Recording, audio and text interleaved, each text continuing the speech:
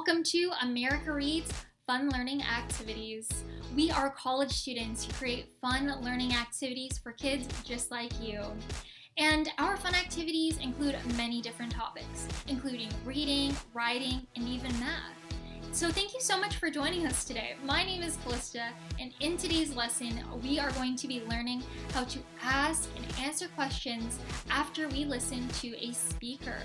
And so first off, let's talk about why it is important for us to be able to both ask and answer questions after we listen to a speaker. Well, it's important to ask questions about what a speaker says because it will help us to gain more information or more details about what the speaker was trying to tell us. And it will also help us better understand what the speaker said in case we didn't hear something the first time or if we were confused about something. In those types of cases, we can ask the speaker questions and it will help us to really understand the message that they were trying to tell us. In addition, it's important to even ask questions to ourselves that we can answer so we can reflect on what the speaker said and really better understand and get a great idea of what we heard. It'll help us to remember information as well as make sure that we can even give a summary of what the speaker said. So those are some different reasons why it's important for us to know how to ask speaker questions and for us to ask ourselves questions that we can answer after listening to somebody. And so to begin, let's talk about asking questions. So after we listen to a speaker, it is helpful for us to ask important questions so that we can really understand what the speaker is saying. And in order to help us ask very good questions, it is important for us to know 5 different question words, also known as the 5 W's. Because these 5 different words all start with the letter W, and they all help us to start our questions.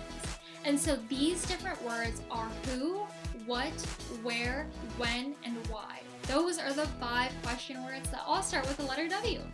And so these words are super helpful because these are what we can put at the beginning of our questions so that we can ask really good questions.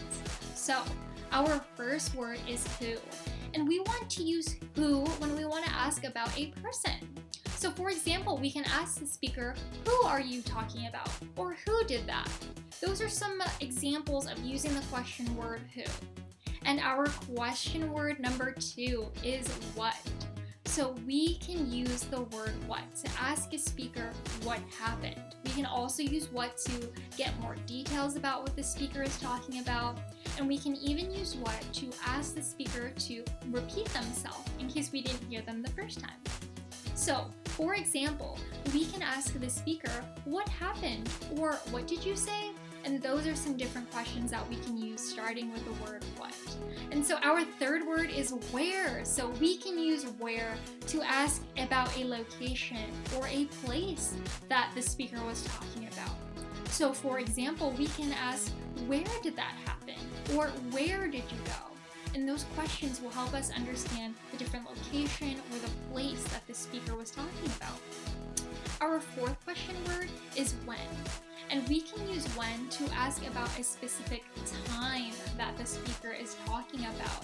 So for example, we can ask, when did this happen? Or when did you go there? Those different types of questions will help us understand the time that the speaker is talking about. And our fifth and final question word is why. And we can use the word why when we want to ask for the reason for something. So for example, we can ask, why did you do that? Or why did you go there? And it'll give us more details about the reason behind some things that the speaker is talking about. And those are the 5 different main question words that we can use, but I also want to point out 2 more helpful questions that we can ask specifically a speaker in case we want either them to repeat themselves or we want to better understand something. So the first helpful question we can ask a speaker is, can you say that again?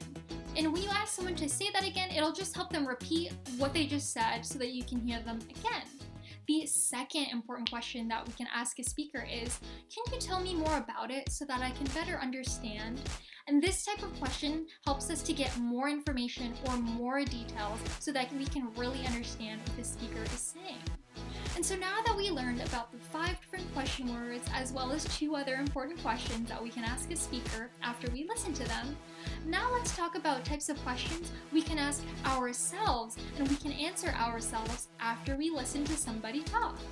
And so now I'm going to go over some questions that we can ask ourselves after we listen to a speaker, and these will help us to really understand and remember and provide a summary about what we just heard.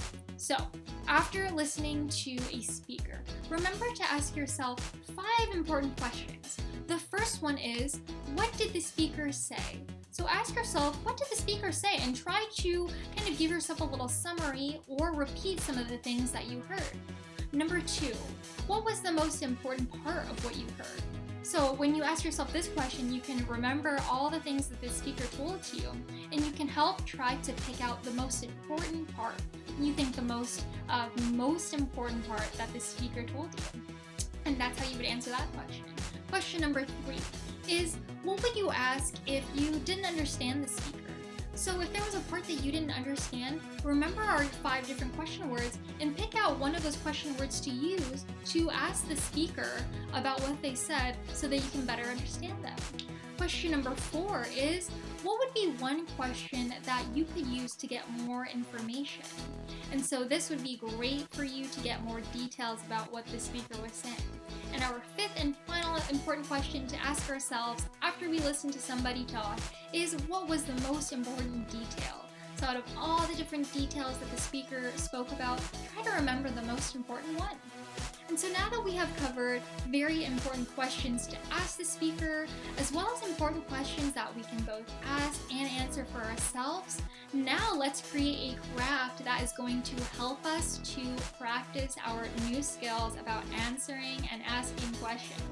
And so today what we're going to do is create a toolbox made out of construction paper, and inside of our toolbox we're going to have many different tools that will help us to ask and answer questions after we listen to a speaker. To get started on making our toolbox, let's go over the supplies that you will need. First off, you are going to need a piece of construction paper, and I have chosen to do red. Then you are also going to need a second color of construction paper. I've chosen to do black. And you're going to need a third smaller piece of construction paper, and I have chosen to use brown. After you have your construction paper, you are also going to need scissors, and for this step, please ask an adult for help. In addition to scissors, you will also be needing a stapler, glue, or tape. If you are using the stapler, once again, please do ask an adult for help. You will also be needing a black marker, different colored crayons, and you will also be needing 5 pieces of small white paper. And after you have your supplies, we are ready to get started on making our toolbox. Now the first step to making our toolbox is to make the box itself. To do that, we are going to need to take our red construction paper and we're going to do some folding. So first off, we are going to take the bottom of it and we're going to fold it up, not all the way, but just enough so we have a tiny little rectangle up top, and then fold across. Once you have that bottom fold, you are going to take now this top portion and fold it over to make the lid of your construction paper toolbox. So now you should have something that looks like this. And now after you've done that, you're going to take your stapler, glue, or tape. In my case, I'm using a stapler. And you're going to want to staple the sides down so that nothing falls out of our toolbox. So I'm just going to take our staple and put 3 on one side. Now I'm going to flip over our toolbox and staple the other side. So 1, 2, and 3. And now we have the box portion of our toolbox. So now we can place things inside. Now that we've had this, it's time to make our handle. Now we are going to want to make the handle of our toolbox. And what we're going to need to make the handle is our black piece of construction paper as well as our scissors. And what we're going to do is cut out a small rectangle at the bottom of our construction paper. So I will show you now. I'm going to cut out one side of the rectangle, cut across, and then cut the other side of the rectangle, just like so. And now we have a little handle that we are going to attach to our toolbox. Now what you're going to want to do is either staple, tape, or glue the top of the handlebars to the top of your toolbox. So I will be grabbing my stapler and doing so.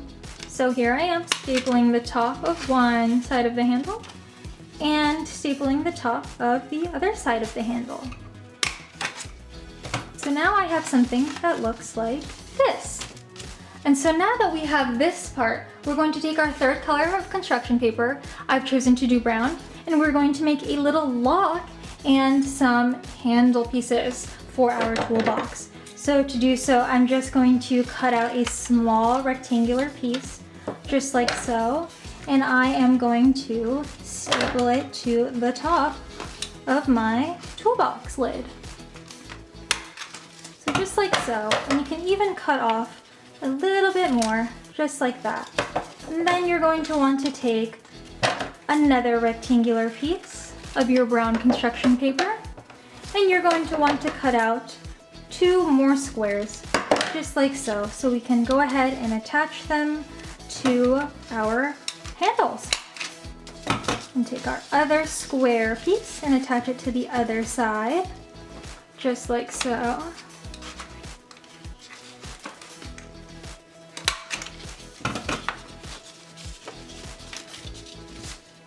And there we have it. We have our toolbox. And now it is time to write our name on our toolbox so we know who the toolbox belongs to. My name is Callista, so I'm gonna write Callista's toolbox. So C-A-L-I-S-T-A''S,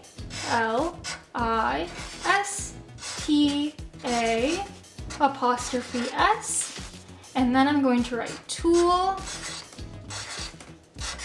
box.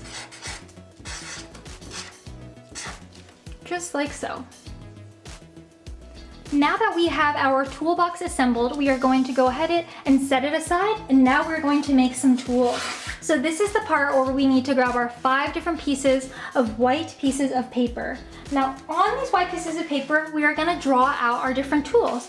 So for example, I have drawn a ruler on one piece of paper. I have drawn a saw on another piece of paper. I have drawn a hammer on another piece of paper. I've drawn a screwdriver on another piece of paper. And on our last piece of paper, I have drawn a wrench. So now go ahead and take your marker and your white pieces of paper and draw a wrench, a hammer, a ruler, a saw, and a screwdriver on your different pieces of paper. Now after you have drawn out your tools, now what we are going to do is write our 5 different W's, or our 5 different question words on each of the different tools here that we have below. So let's go ahead and start labeling our tools.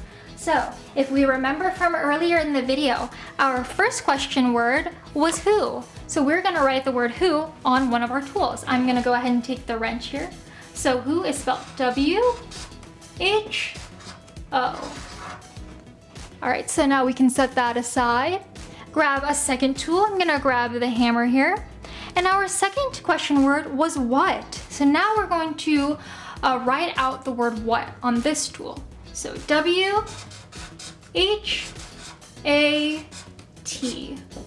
for what. Now I'm gonna grab a third tool, which is the ruler, and I'm gonna write the word where, because that was our third W. W-H-E-R-E, where. Now we're going to go to our fourth tool and write our fourth word, and that was when. So we are gonna write W-H-E-N for when. And we're gonna grab our last tool here, which is the screwdriver, and we're gonna write our last question word, which was why. W-H-Y. So now that we have all of our tools labeled with the different question words, now we can go ahead and take our crayon box and color in our tools to give them some color. So now here's what the tools look like when they're colored in, and I went ahead and colored them gray, red, and brown so that they can match the toolbox. but you are welcome to color them any colors you would like. And after you've completed coloring in your labeled and drawn out tools, you're going to want to take your scissors and cut around the outside edges of all of your tools so that they can be in the shape of tools. Now after you've used your scissors to cut out each one of your tools, it is time for us to now assemble our tools inside of our toolbox. So what you're going to want to do is take your toolbox, open it up, and start placing your tools in there. So we are going to grab our Who tool and place it in our toolbox. And then we have our, let's use our What tool, our hammer. We can put it in our toolbox. And then we have our Where tool. Go ahead and insert that in the toolbox. Our When tool, our saw, place that in our toolbox. And lastly, we're going to take our Why tool, our screwdriver, and put it in our toolbox. And then we can go ahead and close our toolbox. And now we have a very helpful toolbox that we can use to remember our 5 different question words. And so if you ever need help to form a question, go ahead and just grab one of your question words out and you can form questions like that. And a fun game that you can do is, after you have your toolbox made, you can go ahead and open it up, put your hand in, grab a random tool. For example, I've grabbed the Where tool, and then you can go ahead and create different types of questions that start with the question word that you pulled out. And that is a fun game that you can do by yourself or with a partner, and it will help you to practice your question making skills and question answering skills. That's the end of our lesson for today. Thank you so much for learning with us, and if you liked this video, please give us a thumbs up down below and subscribe to our channel, and we'll be back very soon with some more learning videos.